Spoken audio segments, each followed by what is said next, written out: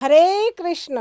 जगत गुरुदेव शिला प्रभुपाद जी की जय। जगत गुरुदेव शिला प्रभुपाद जी कहते हैं, हमने हमेशा महान महात्माओं का आश्रय ग्रहण करना चाहिए और उनके निर्देशानुसार तपस्या यज्ञ करना चाहिए। हमारे पूर्ववर्ती आचार्य वो महान महात्मा है और वही जीव का कल्याण करते हैं। इस बात की पुष्टि साक्षात भगवान श्री कृष्ण ने स्वयं श्रीमद् भगवद गीता में 7वां अध्याय के 19वें श्लोक में करते हैं। बहुनाम जन्म नामन्ते ज्ञानवा माम प्रपद्यते वासुदेव सर्वम इति स महात्मा सुदुर्लभ।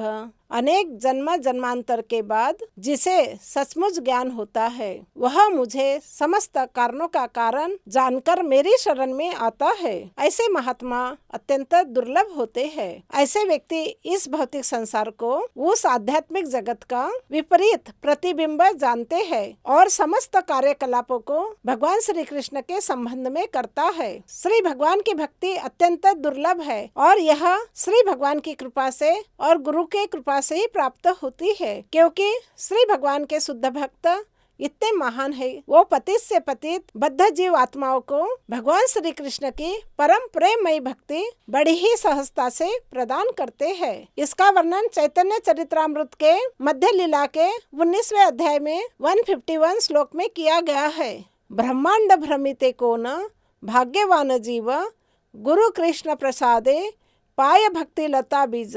सारे जीव अपने कर्मों के अनुसार समस्त ब्रह्मांड में घूम रहे हैं, कभी ऊपर के लोक में तो कभी नीचे के लोक में।